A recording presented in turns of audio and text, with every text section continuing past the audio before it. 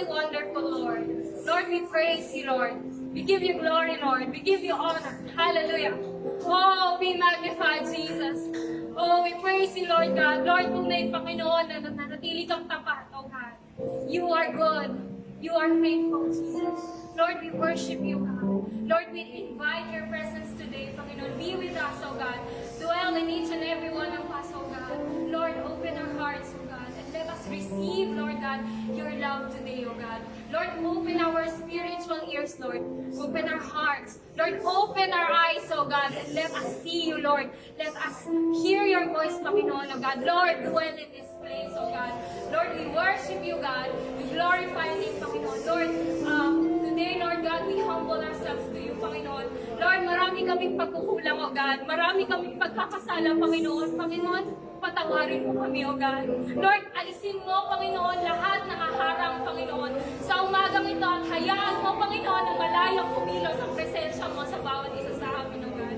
Lord, ang bansa namin, Panginoon, oh God, ay may kinaharap na pandemya, Panginoon, bagyo, God. Pero Lord, nananatili kaming nagpupuri sa iyo, Panginoon, dahil alam namin, oh God, na kahit anuman mangyari, Panginoon, ikaw ang nananatiling Diyos. Ikaw ang Diyos namin, Panginoon, na may control sa lahat ng bagay, oh God. Lord, we pray, oh God, that you intervene, oh God. We pray for your divine intervention, Panginoon, para sa aming mga kababayan, oh God. Lord, be our light, Panginoon, sa darkest days of our lives, Panginoon. Lord, salamat, oh God. Salamat, Panginoon, dahil hindi mo kami pinababayaan, oh God. At Lord, ikaw ang Diyos. Simula noon, oh God, ang Diyos, Panginoon, na nagligtas kay Daniel. Lord, ang Diyos, Panginoon, na nagligtas kay Shadrach, Meshach, at Abednego. Lord, ikaw ang Diyos naghaya, Panginoon, na mahati ang dagat, Panginoon, oh God. Lord, ikaw ang nananatiling Diyos namin, oh God. Lord, we will not fear, O God. According to your word, hindi kami matatakot, Panginoon. Dahil ikaw ang aming Diyos, O God. Lord, let your presence be with us today, O God. And Lord, we pray, Panginoon, sa lahat ng tatayo sa harapan nito, O God, i-bless mo, Panginoon, ang music team, O God, si Pastor, Panginoon, at ang mga nanonood online, Panginoon. Ikaw, Lord, yung mag-dwell sa amin, O God. Lord, tunay nga, Panginoon, ang salita mo ay hindi nakakulong, Panginoon. Kahit anuman, Panginoon, naggawin na kaaway, O God, ikaw ay malayang nakakakilos, O God. Lord, salamat. Salamat kasi ganun ka, O God. Lord, move mightily, O God. Lord, we give you glory, Lord. We give you honor, Lord God. We give you praise. In this we pray. In Jesus' name. Amen.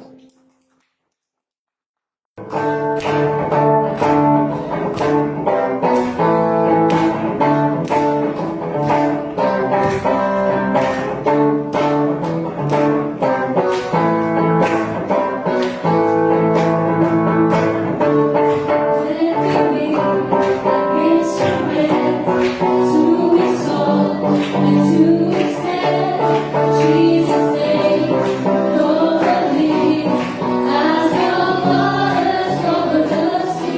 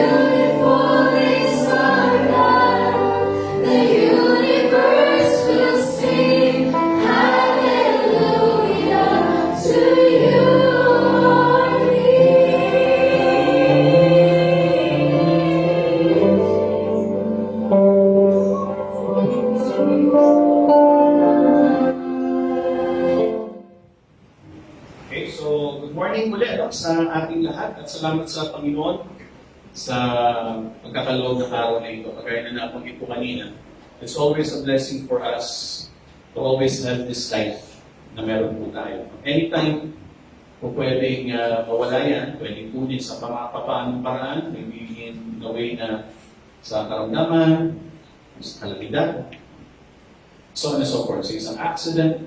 Still, we are grateful and we are thankful that God still has given us this kind of life. Siguro ang iba sabihin nila, gano'n nga ang buhay na ito dapat mawala na lang. Sabihin, even hope is not in you anymore. I think you better really need kailangan mo talaga ang Diyos sa buhay niya. Okay? So, tayo po ay simulan natin ito sa isang panalangin. So, tuloy tayong manalangin. Ama naming Diyos na makapangyarihan sa lahat, muli nagpapasalamat kami sa araw na ito, sa umaga pong ito. Nawa Diyos, sa aming pong gagawing pagtunghay sa iyong mga salita. Nawa ang bawat isa ay maging bukas, ang aming pong pangunawa, ang aming pong emosyon, ang aming pong mga kaluluwa at ang aming pong mga espiritu. Nawa ang bawat isa ay maging handa sa pagtanggap na anumang aral na nais mong ipahagi. Nawa ang buhay nito ay maging karapat-dapat. Hayaan mong malayang pumilos ang banal kong espiritu sa amin ng mga naririto ngayon sa church at maging mga kapatid na naroroon at nasubaybay Panginoon, nakasubaybay sa online service nito. We thank you, Lord, at alam namin na Ikaw ang magbibigay ng karunungan sa bawat isa. Kaya mo rin po, Diyos, ang iyong lipod ay maging daluyan ng iyong pagpapala sa pagbabahagi ng salita. Sa pangalan ni Jesus, ito po ang aming hiling. Amen and amen. Sa araw po ito ay pag-uusapan natin ang tungkol sa kabanalan. So let's talk about holiness. No? Kung hindi ako nagkakamali, yung nakaraang mga linggo, I was somehow discussing about practical Christian living. Especially, tatandaan ko pa na nakaraang linggo, yung God is able. So, ibig sabihin, whatever is the desire, whatever is yung nanais mong marating sa buhay, ano man yung nais mong hilingin sa panalangin, God is able. Ang sarap nun pakinggan, tama ba? Na Lord, whatever is my desire, whatever is my dream in the future, you are able to do that for me as long as I am in your presence. So, naipasok ko pa rin yung message 2 Sundays ago, in your presence. Okay? So, importante po kasi yun. Now, today, huwag naman maging boring, kasi nung nakaraan, baka medyo inspiring. Pagdating naman sa holiness, huwag naman maging boring. Okay? Still again, dapat inspiring pa rin. At higit sa lahat, dapat ito pinag-uusapan. So, things are happening sa buhay po natin. We want to do something in the future. We want to achieve. No? Yung mga nais natin, kailangan gusto natin ma-achieve. Along the way, hindi po yun magiging madali. Higit sa lahat, yung kaaway, higit sa lahat, yung kalaban ng Diyos, hanggat maaari, ang mga anak ng Diyos, ang mga Kristyano, hanggat maaari, ayaw niyang pagtagumpayin. Bakit? What is the reason? Kasi kung lalo tayong nagiging tagumpay, kung lalo tayong nagiging successful sa buhay natin, in our journey, sa buhay natin bilang Kristyano, ano pa ang pwedeng hanapin mo? Wala ka nang ibang gagawin, palagi magpasalamat lagi sa Diyos. And the more na mas magiging malapit tayo sa Diyos, tama po ba? Now, along the way din, hindi siya magiging madali. Kailangan meron dapat, parang ginagawa niya, okay, naglalakad ka. Enjoy ka sa paglalakad mo, ha? So, gagawin natin, kailangan mo matapilok. Kailangan mo madapa. Kailangan mo merong daanan na tutuksok sa iyo. So, that's why we will also discuss about this.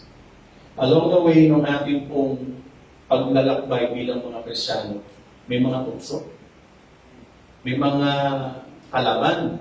May mga bagay na parang gusto nating gawin, no? Pero hindi dapat gawin.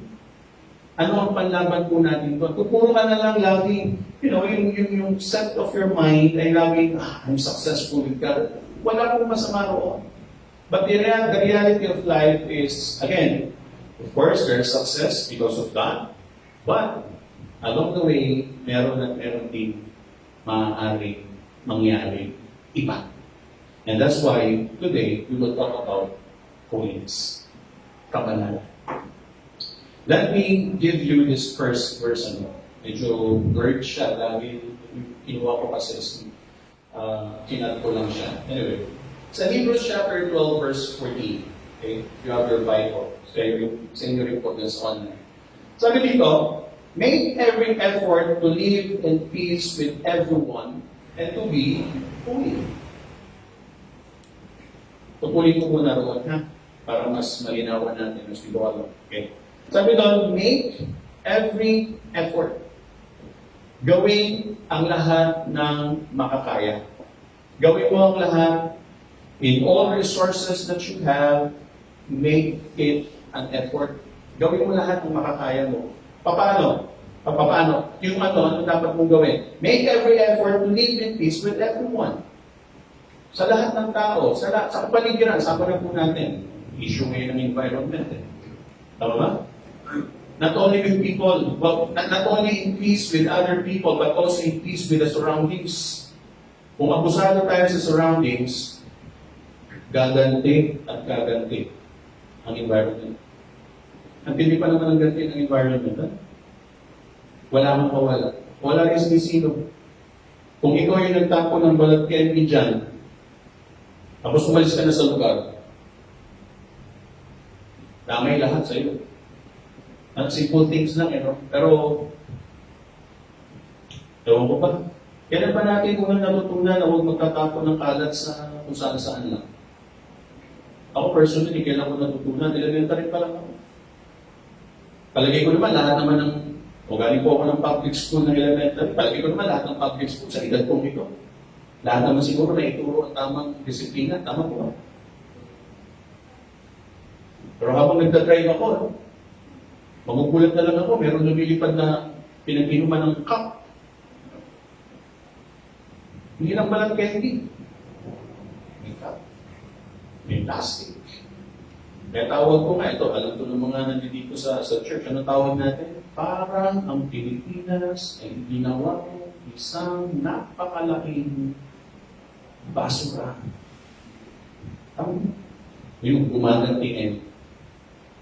Ano pang dahilan? Diba? Walang mapas na pagputol na. Yun lang yun. Tama ko ba? So gumaganti. Sabi nito, make peace with everyone. Tao yan. Isama mo na pati yung kapaligiran. Niligid sa lahat sa Diyos. And to be holy. Medyo nasa segue tayo dun sa ano kasi mainit na usapin ngayon. Pero pag-usapan pa rin natin ang holiness. Okay? Make every effort. Kailangan kang mag-effort. Hindi para babagsak na lang sa'yo na parang kang naka-jackpot. Nanalo ako ng holiness. Hindi gano'n. You have to make an effort. You have to work for it. Ikaw ang kinilos kapatid. Ang holiness is naturally galing sa Diyos. Nakalagay na dito. Without holiness, no one will see the Lord. Bakit kailangan mo maging holy? Because hindi mo makikita. Kailangan ba natin makita? Eh sino bang nakakita? O sino bang banal na tao sa mundong ito nakakita sa Diyos? Siguro sabihin niyo, Pastor, niloloko niyo kami. Hindi ibig sabihin, literal na talaga nakakita. Kasi sinasabi sa Old Testament, walang sino man nakakita sa Diyos. Ultimo si Moses. I was discussing Exodus ng mga nakaraang mga araw sa online Bible study. Even Moses, hindi niya nakita ng mukha ng Diyos. Anong karapatan mo para makita ang Diyos? Hindi ibig sabihin makikita mo literal. Ay ibig sabihin, may experience mo ang buhay na kasama ang Diyos. You need to have holiness. At kung puro kabulustugan ang buhay mo, nasaan ang Diyos sa buhay mo? Wala eh. Tama po ba? Another verse na gusto ko tingnan natin before we go on sa mga discussions natin. Okay? Another one. Doon naman po sa Psalms chapter 119, verses 9 to 11. Favorite ko dito yung verse 11. Okay. Since I was young people, gusto ko yan. Gusto ko lang, no? Pero maraming beses din na, hindi rin talaga mag-perfect natin. Palagay ko pareho naman sa amin lahat. I'm not proud of that. I'm working on it. So, it means na I need God to be with me. Okay? Verse 9 to 11 of Psalm 119. How can a young man keep his way pure? By living according to your word. Paano daw ang isang tao, hindi lang necessarily young man, paano daw ang isang tao ay magagawa niyang pure or banal ang kanyang buhay? Kailangan niya, no? By living according to your word. By living according to this. By living according to the Bible. Okay, next. Do not let me, I seek you with all my heart. Do not let me stray from your commands. I have hidden, I have hidden your word in my heart that I might not sin against you. Sa kabuuan, kung binabanggit po dito, yung importance po of keeping the Word of God in your life, in your heart, in your mind, in your totality ng buhay mo, keeping this Word. Hindi lang basta tinago mo. Di ba minsan sa bahay, meron pa kayong kasama sa bahay na inuutusan mo magtago. So, tinago niya. Tapos tatalungin mo, nasa na yung tinago mo? Kunin mo na nga. At ilabas mo na nga yung pinatago ko sa'yo. Natatandaan ng tinago niya, pero nalimutan niya kung saan niya ilagay. Na sobrahan ng pagkapatago, pati siya hindi na makita kung kanyang tinago. Di ba? So hindi na basta tinago, I mean, not just simple keeping, pati keeping this and let the Word of God move in your life. Magkaroon ng resulta, magkaroon ng impact, magkaroon ng, hayaan mo magkaroon ng pagkilos sa buhay mo. Hindi lang puro alam mo ang salita ng Diyos. Dahil mo alam na verse, alam mo rin bang i-apply sa buhay mo? Ang galing mo, para ka ng isang pastor, para ka ng isang ministro. And let me ask you this, may apply mo ba sa buhay mo? O ina-apply mo ba sa buhay mo? Tatanungin nila, kaya mo yun? Definitely. Kahit ako konti lang ang alam ko, okay na sa akin, ang importante, I have to apply those words. Hindi ko naman sa ulado kung anong verse niya, kung anong chapter niya. Ang importante, alam ko na nakalagay sa Biblia at alam ko pinangahawakan ko at handa akong sundin ito palagi sa buhay. Let's talk about the holy man, and this is us. Okay? Anybody here who is holy? Diba sa Tagalog po ng holy? Banal. Okay? Holy, holy, holy is the Lord God Almighty, who was, who is, and is to come. Banal ang Diyos noon, ngayon, at magpakailanman. Yung word na holy is a very important thing for God. That's why, every time, that was a revelation, sa last part of the Bible, and the last part of our history as a human race. Okay? Nakalagay po sa Revelation ng holy, holy, holy. Bigyan ko lang muna ng explanation dito, ha? Kasi talagang importante po ito. Sino po sa inyo ang naranasan ng mautusan ng inyong nanay? Nanay o tatay?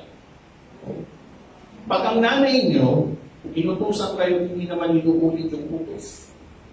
Seryoso o hindi? Pwedeng magsabi ng, wait lang. Tama? Pwedeng magsabi, wait lang po. Pero kung nanay mo, iulit-ulit niya. Pumunta ka. Kunin mo to. Bago mag-isip ka, hindi mo sana, ba't kaya siya paulit-ulit? Kasi importante yung sinasabi niya. Tama. Kasi paulit-ulit yung sinasabi. Nakuha niya yung illustration ko. Tama. Okay? Ang Diyos ganun din. That's why, even sa Old Testament, sa New Testament sa Revelation, inulit-ulit niya yung word. In one verse, holy, holy, holy. Why? To give so much emphasis. At saka yung stress, at saka yung pressure, at saka yung diin dun sa word ng holy, at yung application nito ng holy sa buhay ko. Guys, it is important for us to follow this. Let me ask the question again. Sino po ba ang holy na? Wala naman. Talaga, I mean, perfectly, 100% of your life has been with God, dedicated with God. So sabihin nyo, 98%. Ikaw mo sa 2%. Pastor, it's a work in progress. Siguro marami naman sa ating work in progress. But, you really have to work towards holiness kasi that is the requirement of God. Okay? So, kailangan kasi yun. Kailangan natin i-work out yung holiness. Sabi kanina, Hebrews chapter 12, verse 14, make every effort. Why? In order for us to experience the presence of God in our life, kaya siguro may kulang. Diba? Kaya siguro may kakulangan sa feeling natin na, Lord, are you really with me? Lord, am I really your child? Am I really born again? Am I really your servant? Tanong eh, di ba? Since we're talking about questions, makinig ako dito questions. Oops. Pag-address. Anyway, ibalik lang natin. For the benefit mo. Paano siya? Okay lang, okay lang. Okay, so sa questions po tayo. Una, can holiness save us? Ito po ba makakapagligtas sa atin? Kung sabihin, pag gumawa ka ng, you are being holy, you are a holy man. Does it make you saved also? Hindi. Okay? Simple lang po ang nilagay sa Biblia. If you will believe in Christ, in Jesus Christ, okay? If you will call into His name, okay, nakalagay din sa Bible, you will be saved. Okay? Wala pong sinabi doon na if you're going to make your life holy, you will be saved. None in the Bible. Okay? So, hindi po siya requirement for you to be saved. In order for you to become born again, you don't need to be holy. Kaya basta, medyo nawawala. Let me just correct that, okay? Hindi kasi ang requirement para pumasok sa kalangitan at muli kang maipanganak na muli ay holiness. Never. Ang kailangan mo is for you to accept Jesus as your Savior and your Lord. And after that, papasok ang holiness. You need to be holy to prove that really the Lord is in your heart and the Lord is dwelling in your life. Proof yun. Okay? Nung tayo po ay tumanggap sa Diyos, wala namang isa sa atin na malinis na eh. Sigurado mo kayo malinis ka? Hindi eh. Wala naman eh. But now, ngayon, I will say to you all, kayo rin, masasabi nyo, that I am clean. Not because you are holy, not because you have done so many efforts to be good sa buhay mo, but because of the blood of Jesus Christ. Doctrinal po, no? Pag-usapan lang natin yun. So, hindi po makakasing ang holiness. But, okay. Why do we need to be holy? Bakit po kailangan natin maging banal? Nabanggit na po kanina doon sa verse. Doon sa second part, doon sa later part ng Hebrews chapter 12, verse 14. Ano nakalagay? Without holiness, no one will see, no one will be able to experience the presence of God in his life. Yun po yun. Hindi mo mararanasan ng Diyos kung hindi ka magpapakabanal. You need to give an effort to be holy.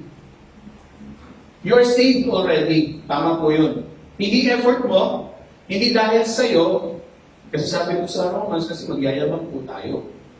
Diba? Kasi, ipagyayabang mo, ito, nagawa ko. That no one should boast. Kasi magsusukatan tayo ng holiness. Hindi yun. Kaya po tayo gagawa ng holiness because we are already being saved by God. We are already a child of God. Amen po. Now, let's discuss the holy man, you and me, and holiness. Pag-usapan natin yung holiness at saka yung holiness. Yung kabanalan at saka yung banal na tao. Tayo po yun. Taas nga po ang kamay. Who wants to be holy? Hindi po who wants to be a millionaire. Who wants to be holy? Lahat po tayo. So since lahat tayo, nais natin yun, ayun ba nag-desire? I want to be evil. I want to be bad. Pag may kinangarap po ba ng gano'n? Gusto ko pag laki ko, maging kriminal ako. Nalala ko yung isang rakat sa paulit-ulit kasi nabubulol siya. Sasabihin niya dapat gusto ko po maging pulis para mahuli ng kriminal. Nabaliktad niya sa kakaulit. Gusto ko po maging kriminal para mahuli ng pulis. Baliktad. Dapat nabulol, nawala siya. Okay? Wala pong mangangarap na maging masama. Natural po sa tao na magnais ng kabutihan. Kahit po yung mga masasamang tao na gusto nila magbago. Hirap lang sila. Kasi hindi po nila alam kung paano magbabago. Let's talk about ourselves and the holiness. First, holiness, listen, holiness is the habit of being of one mind with God.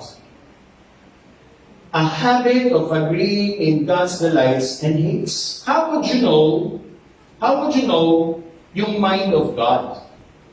How would you... Ano ba bibigyan natin ito ng explanation? Okay. If you are entering into a relationship, yung boyfriend and girlfriend relationship, bakit may tinatawag na getting to know each other na stage? Bakit meron ganun? O ba sinagot na kayo, kinabukasan, kasal na kayo? Siguro may nangyayaring ganun. Pero most of the time, sabit, yung relasyon. Ano ginagawa? Getting to know each other. You want to know his mind, you want to know her mind, and you want to see, oops, medyo compatible ba kami? Pero minsan, di ba, hindi man kayo compatible, but you jive with each other. Kasi yung weaknesses niya, strength mo. Yung weaknesses mo, strength niya. So along the way of your relationship, nagkakaroon kayo ng magandang samahan. Kumahan niyo po. But you have to understand first his or her mind. Para maging ayos yung pagsasama ninyo. Dapat mo maintindihan, minsan sa mag-asawa, di ba? Ano ba yung mga hate ng asawa nating babae? Halimbawa, sa CR, ano ba yung ayaw niya na dapat na nagkalat doon sa CR? Na pag yung nagkalat doon, sigurado away. World War III. Diba? You have to understand that hindi mo laging gagawin yun. Kung kami mga asawa lalaki, we have to understand the mind of our spouses. Ano yun? Araw-araw, gera kayo. E kung hindi mo mahal yung tao, sige, mag-iwalay. Oh, pastor, sasuggest naman. Hindi ko po sinasuggest na mag-iwalay. You have to understand everyone. Kung ano po, doon sa relationship nila. Importante lalo yung relationship natin sa Diyos. Paano mo maunawaan? You have to know Him through His Word. Kailan ba kayo ulit nagbasa na ito? Pastor, taas ng kamay. Ako po, pastor. Sabihin ko sa inyo, kailan po? Last Sunday, nung kayo po kayo nag-preach, at least every week meron kang kinakain. Subukan kaya natin pakainin ka na ng every week. Typical na pagkain. Ano kinain ko kanina? Kailan beses kayo kumakain sa isang araw? 3? 5? Kaya nga nataba. Totoo naman. Kalakasan natin. O sige, sabihin natin 3 o 5. Kamustahin kaya natin yung spiritual mo? Ilang beses ka rin kumakain maghapon? Yung physical na katawan mo, hindi mo matiis na hindi kumain ng 3 hanggang 5 beses. Pero sa maghapon, sa pagkain ng spiritual na pagkain katulad nito, yung salita ng Diyos, ito beses kayong kumakain. Weekly. Subukan kaya natin pakainin ka rin ng weekly ng kanin, ng ulam. Weekly din. Makakarating ka pa rito, siguro tatawa sila, hindi naman nagpasok. Hindi. You have to understand na ang buhay po natin physical at saka spiritual. Pastor, nagpe-pray naman kami. Salamat naman kapatid, nagpe-pray ka. At least naalala mo palagi ang Diyos. Naman sila, well, kailangan mo rin namang magbasa. Kailangan mo rin kumain. Baka ganyan ka walang, ganyan ka kahinig ka, ganyan ka unhealthy sa spiritual life mo kasi hindi ka naman kumakain ng spiritual things. Ano kinakain nyo? Fake news po. Ano kinakain nyo? Ito po, yung bashing ng bashing sa social media. Ang dami mo nang kinain mga junk foods. Magpakain ka naman ng mabubuting bagay. Tama ba? Got my point, mga kapatid. Be healthy. Physically and spiritually. Pangalawa, a holy man will try to avoid every known sin and keep every known commandment. Iiwas sa pagkakasala at ikikip ang mga salita ng Diyos. Binasa na po natin kanina, Psalm 119, 9-11. Thy word have I hid in my heart so that I may not sin against you. Problema, ano ikikip mo? Sa puso mo, hindi ka nga kumakain. You're not even doing any effort of opening your Bible, flipping the pages, di kahit isang verse, wala kang binasa, ano ikikip mo?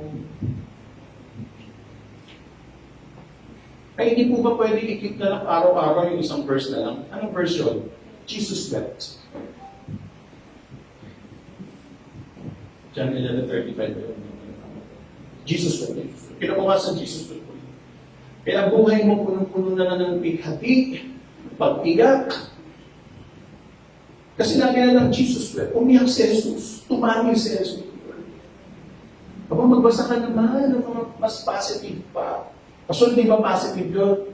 Mali naman kasi yung application mo. Ibig sabihin mo, nagpapatunay kasi Jesus naranasan na maging tao. Yun, hindi yun parang itutulong sa'yo na kailangan mo rin umiyak. Because the Bible generally is teaching us about many positive things sa buhay mo natin. The thing is, ano ikikip mo? E wala kang ikikip kasi wala ka naman pinapasok. Tama po ba? Sino po may savings sa bangko?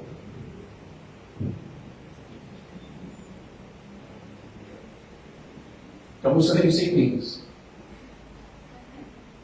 Are you keeping something? Wala po ba so may pasok? Paano? O may iba pang para, I think I've seen this kay Shai. There are other things para makapag-invest for our future. Paano magiging secure ang future kung wala ka naman sinisecure ngayon? You have to keep something. Kasabihang Tagalog, kasabihang Pilipino. Pag may isinusok, huwag mo lang iwawala. Pag may sinusok, may mabubugot. Okay, you have to give something so that sa para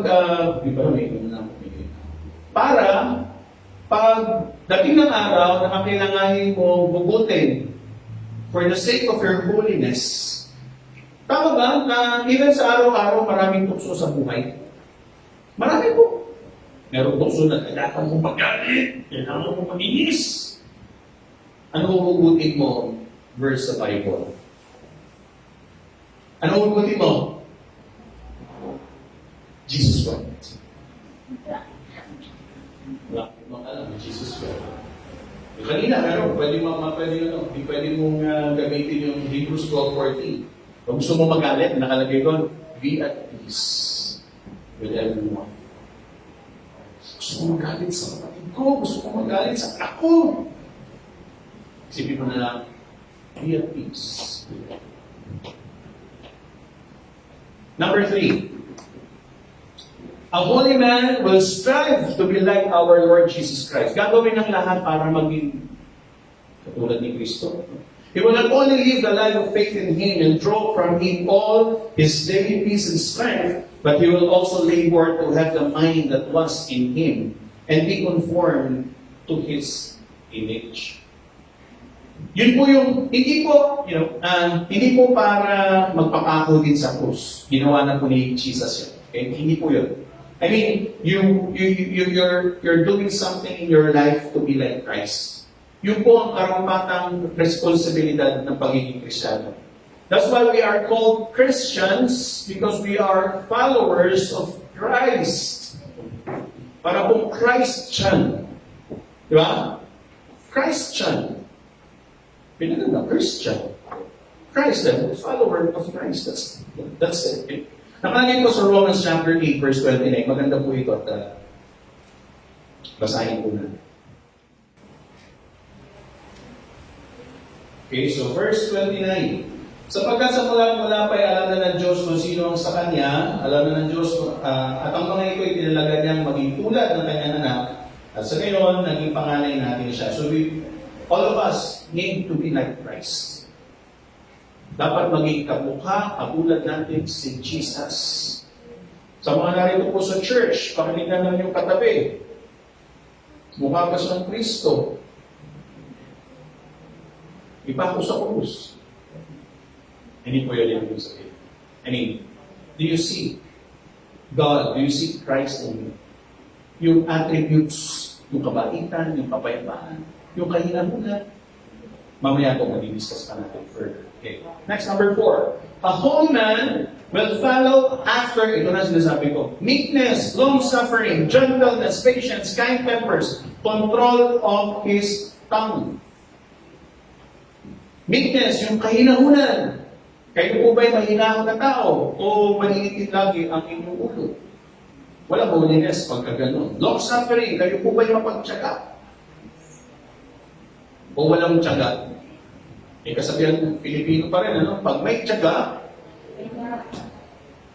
lagi na lang nilagay. Pwedeng gawin mas social. Pero may rhyme, yung may gap na ano pwede?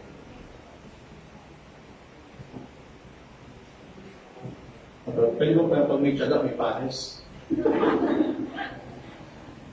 Hindi rhyme, ano? Basta kayo na mag-isip ng social na pagkain. Diba? Pag may tiyaga, may cordon bleu. Basta bahala na kayo. Diba? Bakit ganun yun eh? Sabi, pag nagtyaga ka, something na mayroong blessing para sa'yo. Okay? Long-suffering. Gentleness. Are you gentle? Makakatulad ito. Patient. Mapagpasensya ka ba? Ikaw ba ay mapagtyaga? Kind tempers. At saka medyo may control sa kanya dila. Tatandaan ko yung sinasabi, no? Magandang basahin niyo rin sa James, di ba? Na ang dila daw ay parang timon or manibela ng isang malaking barko na sa pamamagitan ng isang maliit na wheel na ito na hawak ng kapitan ay kaya niyang makontrol ang takbo ng isang barko kung saan pupunta. Apa po ba? Kaya niyang kontrolin. Yun ang timon. Maliit lang na bahagi ng ating katawan pero kaya niyang dalhin kung saan tayo pupunta. Pwede niya tayong gawing isang palamurang tao. Pwede niya tayong gawing isang magagalating tao. Pero pwede niya rin tayong gawing isang tao laging pinagkagaling ng positibong bagay sa pamamagitan ng dilang ito. Tama po ba? Next, number 5. A holy man will follow after temperance and self-denial. Yung hindi pagiging selfish. Basahin lang po natin ng Luke 21:34, 1 Corinthians 9:27. Hindi selfish. You also look after the others. You also look after the welfare of other people. Hindi pagiging makasarili. Alam niyo sa atin daw mga Pilipino, likas daw sa atin talagang pagiging matulungin. Tama po ba? Likas daw sa atin yan. Pero sa atin talaga, nakahaluan pa rin tayo ng ugali na. Ugali. Ayoko magsabi ng sabihin ugali ng ibang lahi. Ano yun? Tawag doon. Ang tawag doon? Racial discrimination yun, di ba? Parang nakano pa di ba? Hindi ganun. Sabihin ko na lang na nakahaluan tayo ng ugali masama. Okay? So huwag natin pairalin yun. Pagiging mapagbigay, pagkakaroon ng pagtingin sa kapwa, hindi yung puro na lang sarili at tinignan. you also have to think of other people. Especially ngayon sa panahon na natin. Tama po ba? Hello? Number 6. A holy man will follow after charity or love. Okay? And brotherly kindness. Ang isa daw, banal o nagpapakabanal na tao will follow after love. Yung love of other people, hindi yung love interest, something like that. Okay? Yung talagang yung agape kind of love, yung pagmamahal sa kapwa, na galing po sa pagmamahal galing sa Diyos. Okay? And brotherly kindness. Do you know the golden rule? Ano po ang golden rule? O dito, sa mga nasa church, ano yung golden rule? Ano yung napag-aralan natin sa school? Ito, tanda-tanda ko, di ba? Kasi Confucius daw, galing daw kay Confucius yung golden rule. Okay? Pero hindi po totoo yun. Galing po sa Bible. Pero kay Confucius ganito. Do not do unto others what you do not want others do unto you. Negative eh. Yeah? Do not. Pero sa Bible, positive. Sa Matthew 7:12, tingnan nyo na lang po. Ang nakalagay po doon, do unto others. What you want others also do unto you. Gawin mo sa iba ang gusto mo rin mangyari sa buhay. Amen? Kung gusto mo ang kapwa mo ay ngumiti sa'yo, ano gagawin mo? Simangutan mo siya. Mali yun, di ba? Kung gusto mo na ang kapwa mo ngumiti rin sa'yo, try to smile to him, to her. Ngingiti rin sa'yo. Huwag mo tatawanan. At gusto mo, ngiti, di ba? Hindi ganun. Nangingin sa'yo. So gawin mo yung mabuti, aani ka ng kabutihan. Magtanim ka ng kasamaan sa kapwa mo, sigurado, aanihin mo rin pagdating mo pa. 1 Corinthians 13, the love chapter. Basahin niyo po at marami tayong matututunan. Sermon on the Mount, kung nabasa niyo po ang chapters 5, 6, and 7 ng Matthew, it talks about the many relationships na itinuturo ni Jesus sa mga tao. How are you going to deal with other people? How are you going to deal with, sa iba't ibang mga tao, iba't ibang klase ng tao? You read that, at marami po kayong matututunan ng practical things which pertains to this. Kuha niyo po. Next, number 7. A holy man will follow after a spirit of mercy and benevolence or act of kindness towards others. Acts chapter 9, verse 36. Ang example niyan ay si Dorcas. Kuya Ed. Dito galing ang pangalan ng anak. Gusto ni Kuya Ed. 2 Corinthians chapter 12, verse 15. Si Paul naman, Apostle Paul naman, ang nagparanas ng kindness towards others. Be kind. Okay? Dapat natural sa mga Kristiyano, dapat natural sa mga anak ng Diyos ang pagiging mabait na tao. Amen po ba? Kamusta po kayo? Pag sa church ba, mabait? Wala pa naman tayo na nabalitaang nagkalbutan dito, ano? May sabunutan ng suntukan sa loob ng church. Wala pa naman, ano? Wala pa. Okay, very good. Kamusta kayo sa bahay? Kamusta kayo sa labas? Kamusta kayo sa trabaho? Kamusta kayo sa school? Baka daming first classes na kayo na guidance. Bakit na guidance? Napaawa. Nakapagsigawan. Nakapaglaban. So sabihin nila, pagpasok, okay naman po kami sa church. Mabait naman po. Sa church lang. Diba? Mahiya naman tayo. Dapat sa lahat ng pagkakataon, we have to practice kindness, mercy to other people. Pastor, sobrang mo nang ginawa na eh. Hindi ko na mapakalang, Pastor, puno-puno mo na talaga ako kapag puno na ang salo. Dapat ka ng kalusin. DJ pa. Paano nga ba pag puno na ang salo? Ano gagawin mo? Hindi sa akin mo, para may blessing na kapag lagay mo niyo sa payawan mo puno. Turn the negative things into a positive one. Maybe God has prepared something for you. Maybe a blessing to come. Okay? Puno na po talaga. Puno na po talaga. Iwawasan mo. Baka pag binawasan mo yan, may blessing na ibibigay pa ang Diyos. But I'm sure God is willing to give something in return if you are practicing mercy towards others. Diba? Kaya sabi doon, kung magiging maawain tayo sa ating kapwa, magiging maawain din ng Diyos sa atin. Lord, ba't hindi kayo naaawa sa akin? Matanong lang. Buti mo nga sa aso, hindi ka naawa eh. Animal ba yun? Eh, paano na sa tao? Hindi nga po kumaawain. Malupig po ako sa hayop at sa tao. Ba't ka malupig? Basta, ganun ako sa mundo. Huwag ganun. Wala nakahandang blessing para sa iyo kung ganun ka. Okay? Just be gentle. Just, show mercy to others. If they are abusing you, ikaw na umiwas. Iwasan mo. Kaya sublong mo sa pulis. Pulis ka agad, pastor. Kinuha na yung lapis ko. E, puno ka na, di ba? Hindi pa pulis mo na. The same. Okay? I mean, there are always other ways para palampasin. Pero minsan nakakapuno talaga. Na-experience yun na, minsan napuno kayo. Talagang sumabog ka. Parang bulkan, pumutok.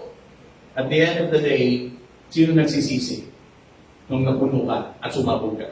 Sino mabigat sa pakiramdam? Sino yung mabigat ng pakiramdam? Sino? Sino po? Di ba tayo po? Nagalit tayo sa ating asawa, sa ating anak, sa ating kaibigan, sa ating mga kasama sa work. Tayo yung napuno, tayo yung sumabog. Maya-maya, ikaw yung sorry.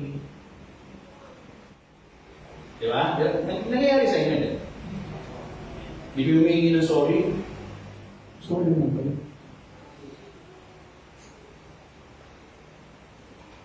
Got the point. Next, number 8. A holy man will follow purity of heart. Make yourself pure. Ito minsan mahirap tumitin. So, what do you mean by pure? Something that is really following God. Something that is really by the God. Pagdating sa Word of God. So, marami ako sabi ko. So that's why you ask God for help. Lahat po tayo, we need God to help us in order for us to have a pure heart sa ating buhay. Kailangan po natin. Next, number 9. A holy man will follow after the fear of God. May takot sa Diyos. Sino po may takot sa Diyos?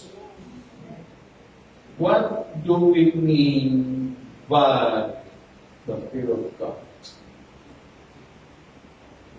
Fear of God, parang I'm scared. Scared ba yun? Hindi ganun. Reverence. More of it. You fear God in such a way, you give so much respect to Him. Na kung ano yung ayaw niya hanggat maaari, ayaw mo gawin. Kung ano yung gusto niya hanggat maaari, yun ang gusto mong gawin. At i-show sa kanya, Lord, I do this. Bilang mga anak sa ating mga magulang. Hindi man perfect lahat ng mga magulang. Maybe some of us, kung not, na may mga magulang tayong malulupit. Diba? Na konting pagkakamali lang, ang inihahataw sa'yo, hindi pat-pat. 4x4 ba yun? Laki mo pang poste, nakahataw sa'yo. Hindi pa lang binagtos portos. Malupit yun pag gano'n. Mukhang may tama sa utak pag gano'n. Tama po ba? Kasi kung medyo i-correct mo lang yung bata, medyo may konting pag-correct, may konting dampe, may konting palo para ma-correct. And you have to explain why. Okay? Ba't tayo napunta doon? Kasi pinag-usapan yung fear and I want to illustrate this. Meron may magulang tayo na mamalo na. Pero masakit sa isang anak kung ang magulang mo, nanay mo, tatay mo, umiiyak na sa pagpokorek sa iyo. Tama po. Pag umiyak na magulang, yun na nakakatulong. Di ba? Pati ka sa ulo mo, okay na, nagnagilit kang nanay mo sa'yo, tinalo ka. Pero mahirap na pag malaki yan. Kailan ba kayo huli nakaranas? Kailan mga kabataan? Kailan ba yung huli nakaranas ng palo? Hanggat maaari pag malaki na. Pero makikita mo na lang umiiyak. Yun na nakakatulong. Yun na masakit. pag nakita mo sila. Tumabaho. Yeah. So bakit ko nababanggit yun? Kasi yung reverence, yung respect natin with our parents. Hindi scared. Scared ka pag medyo may tama sa isip. Kasi kung ano lang ginagawa sa'yo. Diba? May mga magulang na nangahabuso din ng mga anak. Tama po ba? Yun, scary yun. Pero yung simpleng pagkukorek lang, hindi scared. Kundi respect. Reverence to God. Because they just want us to be okay sa buhay mo natin. The same way with God. Kung ano po. Next, number 10.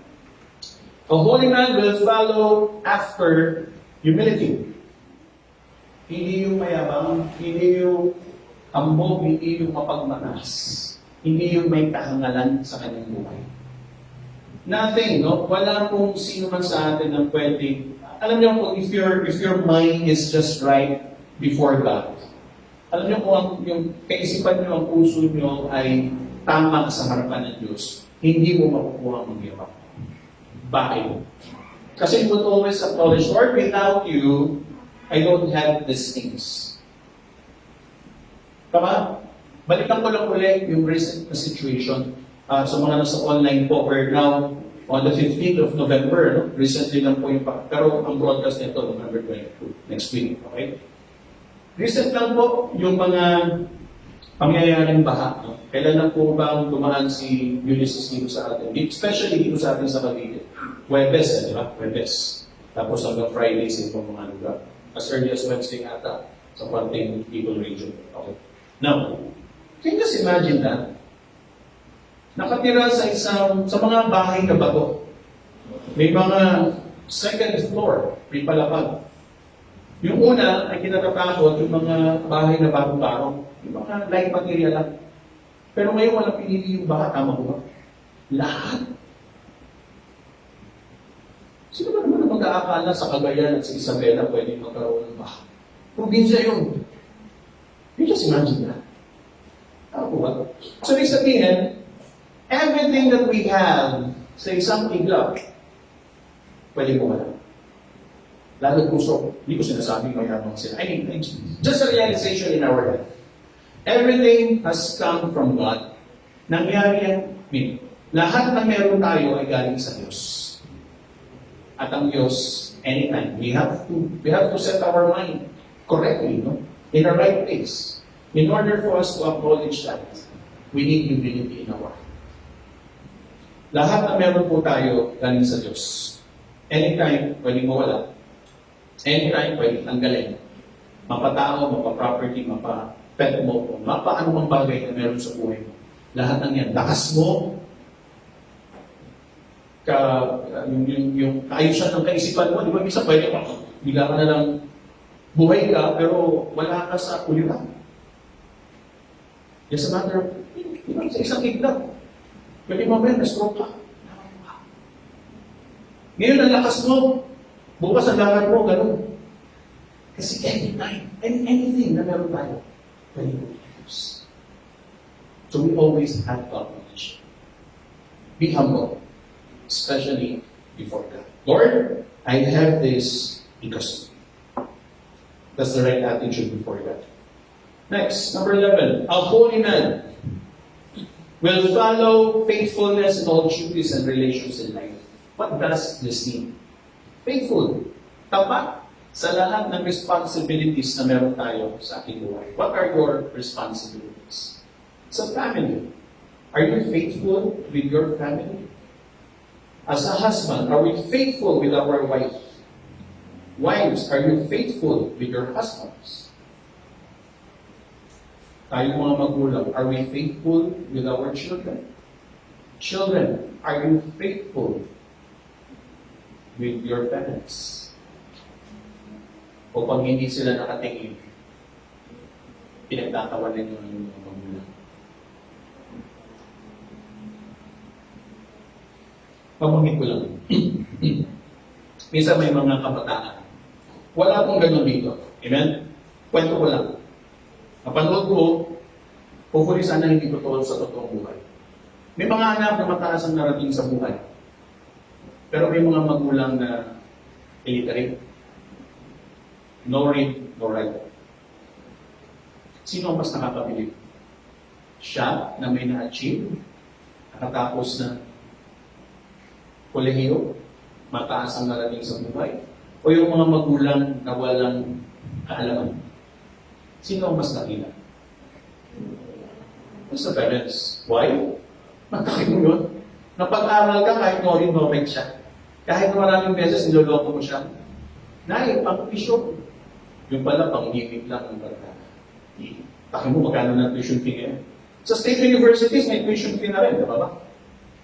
O wala. Wala. Miscellaneous.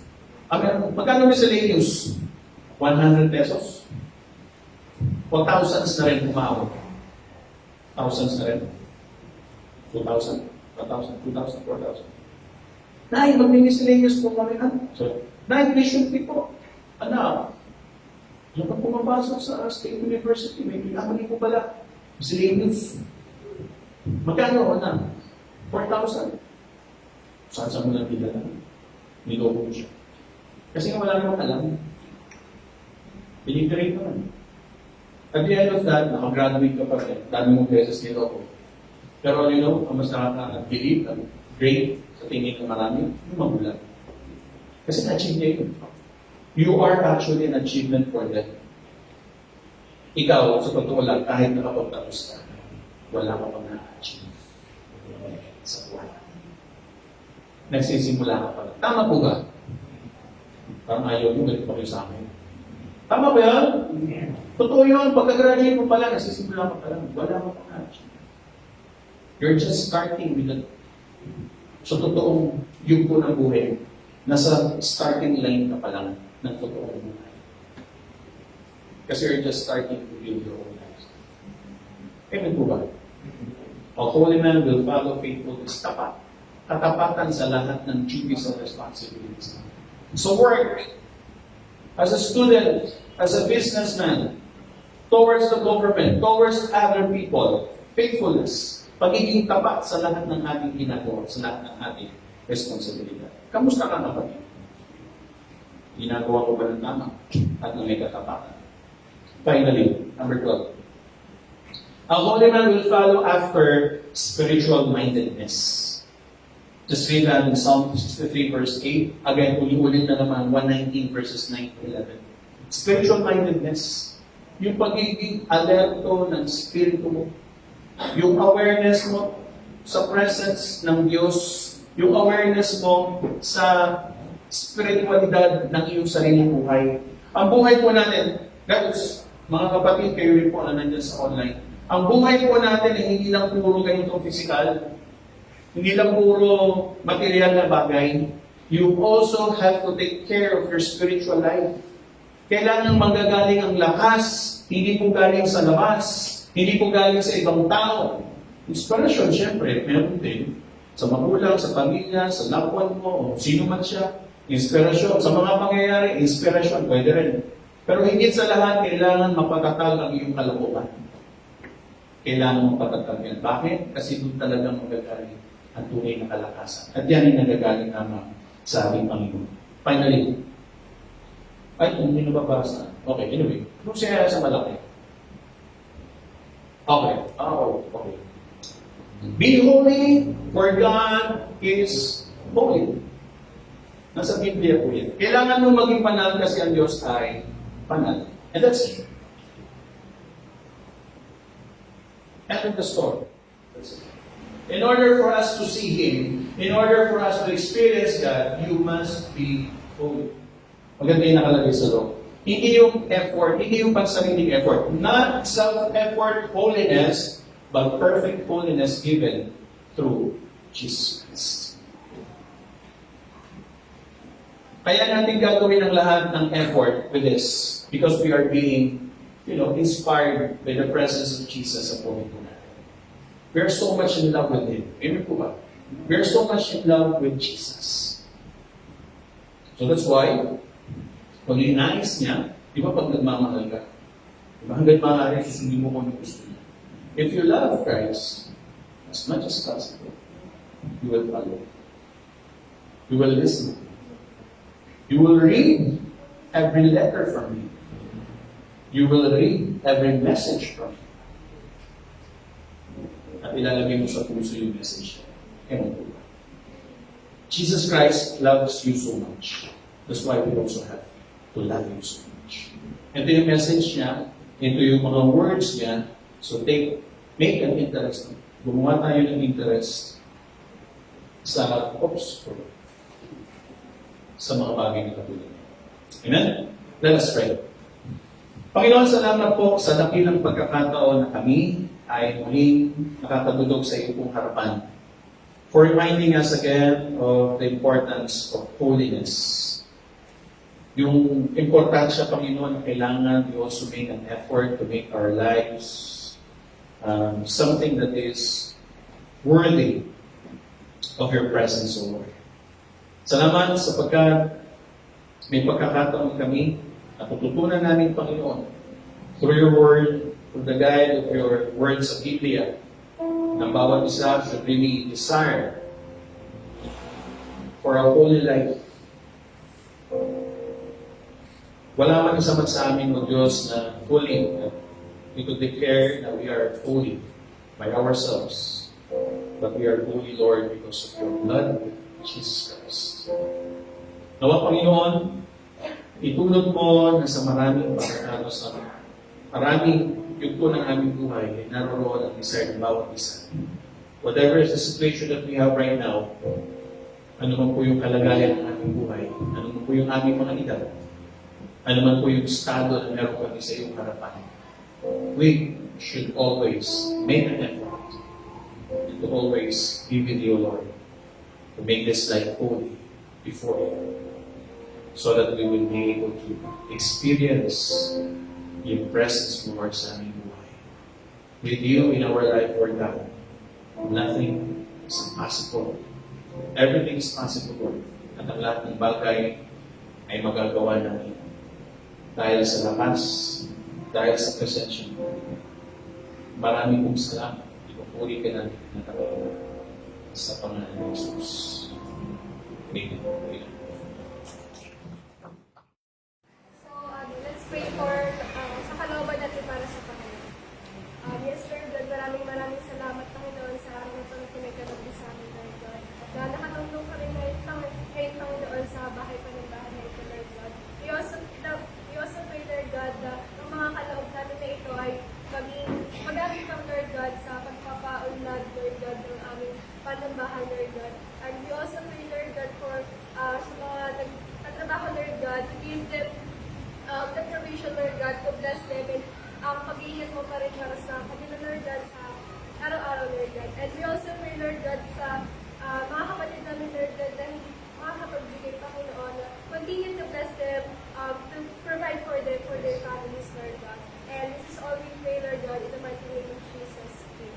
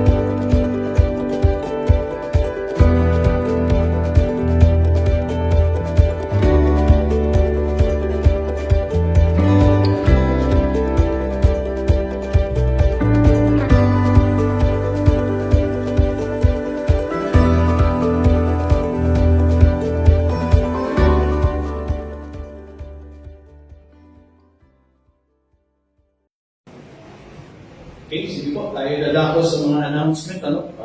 Lagi ko na po for the last many Sundays ay regarding po sa preparation natin for the Thanksgiving. No? Ganyan, nabanggit ni Renz, may mga nagpapunta ng mga kapatid ng kanilang pong pledges. So patuloy po, no? Again, hindi pa po siya yung amount mismo. No? It's just pledges. Ibig sabihin, you just say na by this time, we'll be able to donate, give something like this, something, any amount. To help us do yung program po natin na Bless to Bless. Ibig sabihin, we will contribute something, we will buy something out of those pool of money na meron po tayo. At makakabili po tayo ng mga items na pwede po maging malaking pagpapala para po sa mga kapatid or sino man sa mga kakilala po natin that will be able to elect and evaluate. At the end, ma-evaluate natin kung talagang ano. Ngayon, after that, mapagpapala natin sila, magawa pa rin natin kasi it has been a tradition for us. Yung church natin, kaya tayo may Thanksgiving, kasi nagpapasalamat tayo sa Diyos because of the many things that God has provided us this year. The more, alam nyo, mas importante yung Thanksgiving. Ako, personally, I'm looking forward to that. Kasi why? The year has been, hindi po naging malaking pagpapala sa marami kong tao. Tama po ba? Hindi talaga siya. Talagang siguro, kung yung mga tao na naniniwala sa word na malas, sabihin nila, napakamalas ng tao. Unfortunate. Pero for us, siguro sabihin natin, Pastor, marami rin naman nawala sa amin. Ganito, so on and so forth, mga blessings supposedly ganito. Pero nung isang bagay pa rin ang pagpasalamat natin, why pa tayo? Ilan po ba ang namatay na because of this condition na meron po tayo? Diba? Medyo na bilis yung kanilang pag-alis sa mundo ito. Ilan po nawala ng trabaho? Ilan po ang bilang pagpapasalamat sa Diyos, we'll just, give something para Lord, we're still thankful for all the blessings. Aside from that, tinignan ko pala kagabi na pag-aralan ko. May 4 Sundays tayo ng December. Okay? Tama? So, I already have the topics for December. Ang kauli-ulihan, 6. Tama ba? 6, 13, 20, 27. Last Sunday is 27. So, in 27, last Sunday ngayon, may message tayo, Thanksgiving. Pero, yung video na sinasabi ko, ay hindi po sa 27 ito play. We will do that. Kasi capable tayo na gawin yun. Never pa tayo nagkaroon ng Thanksgiving ng 31. Kasi maaabala yung ating preparasyon para sa sarili natin family. Now, hindi naman tayo mag-prepare talaga ng malaking Thanksgiving sa isang venue, kagaya na ginawa natin last year. So, we'll just do that in a video. Manood na lang tayo in the comfort of our own home. O kung saan may naroon. Nood na kayo, one hour lang naman siguro the most yun, to 7 in the evening, December 31. Yung video presentation will include siguro short messages, some praise and worship songs, tapos video highlights ng mga bless to bless natin, yung B2B ministry natin, tapos yung mga raffle. So may mga donations kayo for the raffle, any malaki, maliit na pasok sa mga raffle ito para masaya yung raffle natin. Okay lang. Okay, sama din po yun at gagawin natin. Anyway, yung mga schedules ay natin ulit habang papalapit para mas maging mahina. Okay? Yung dating po pledges, ang deadline is December 15. Kasi after nun, December 16 onwards, we will buy something, magpapak tayo, tapos after a week nun, i-distribute naman natin. Towards Christmas na. Para mas memorable sa mga tao. And you will see them on sa video presentation. We'll take pictures, the document natin para ma-inspire din naman tayo. Lord, this is how we thank you. No? We are just sharing our blessings to other people. Okay? No? So, salamat at alam ko na bawat isa ay makiki-isa sa gawain niya at alam mo, papagtatagumpay niya. Okay? Sa susunod po na linggo ay magpatuloy po tayo sa ito po, for the record, ilan tayo? May nagbilang na ba? Marami-rami tayo dito, no? 33. 30? Walang 3. Ano po, kasi ito naman ang ating 50% dito. Oh, okay, so tubibig na naman naka-social distancing tayo. Pero yun yung maximum na pwede natin i-house for now. Okay, pag normalize ulit nito, pabalik tayo sa dikit-dikit na tayo. Kasi iwalay-walay pa rin. Okay? Salamat sa inyo na nakasama for today and also sa inyo dyan sa online service nito. Nawa kayo magpatuloy tayo sa paglilingkod sa Diyos sa lahat ng kapamaraanan na pwede. And practice natin yung holiness na ating po pinag-usapan.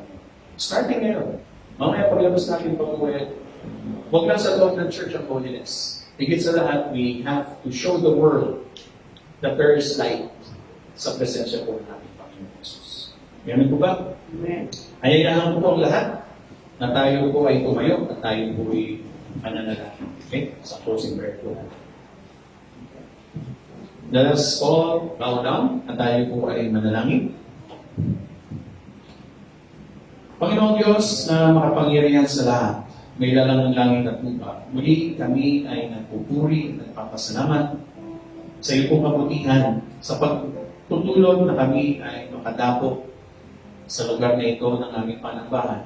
Isa pong malaking rebellion, isang malaking pagkakataon para po sa amin. That we'll be able to worship you in spirit and in truth, Lord God, dito mismo sa aming panambahan. But still again, Lord God, we are limited with our brothers and sisters na sa kanilang mga tahanan. Abutin pa rin sila, Panginoon, ng pagpapalang ito. Bagamat nandun sila sa kanilang mga tahanan where they are staying right now. Lord, alam namin, sa lahat ng pagkakataon, ikaw ay aming kasama sa mga kami naroon. Mga kapatid na narito man sa Pilipinas o sa iba yung dagat. Also, Lord, we extend your blessings, extend your mercy, yung pagpapagaling mo, Panginoon, at yung comfort mo, Panginoon, whatever the situation that we have right now sa kanya-kanya namin ng buhay. Kayo po, Diyos, ang gumabay, lalo higit po, Diyos, sa aming mga kababayan dito sa Pilipinas that are right now, Panginoon, are suffering for the loss, mga damages, Panginoon. Yung kalagayan nila because of what happened, Panginoon, pagdaan ng bagyo. We ask you to give them the comfort, Lord God. Alam namin, Panginoon, hindi maiksi ang kamay mo pagkaputin sila. And Lord God, kayo po, Diyos, ang gumabay sa buhay ng bawat sa amin. Hindi lang po, Panginoon, sa loob na sanctuary nito, kundi lalo tigil sa aming panglabas. Sa mga kami naroon, maging sa kanila po na nasa kanilang mga tahanan, sa kanilang mga trabaho, sa kanilang mga paaralan, wherever we're going, hindi man ngayon, Panginoon, kung isang magsusunod ng mga araw. Lord, let your light be upon us. At hayaan mo, Diyos, na ito ay amin din po manibahagi at ipakita sa iba. May pamalas namin ang iyong pong kabutihan, may pamalas namin ang iyong pong pagmamahal. May pamalas namin, Panginoon, ang iyong pong mercy sa lahat ng tao. Be able to share the good news to them, na kung ang aming buhay susuko lang sa inyo, paniniwala sa inyo, our life will be different. And our life will be secured sa heaven kung mawawala man kami sa mundo. Maraming salamat, Panginoon. Itinatagubilin namin ang lahat ng ito. At kayo po, Diyos, ang tumabay sa aming buhay, sa aming pamilya, at sa lahat ng aming mga mahal sa buhay. Maraming pong salamat. Pinupuri ka namin, Diyos. Sa Diyos na makagagawa ng higit kaysa lahat na maaari nating hilingin at isipin sa pamamagitan ng kanyang kapangyarihan nag-aari sa atin. Sumakanya ang kapurihan sa pamamagitan ng Iglesia at ni Kristo Jesus magpakailan pa man. Everybody say, Amen. Amen. The Philippines.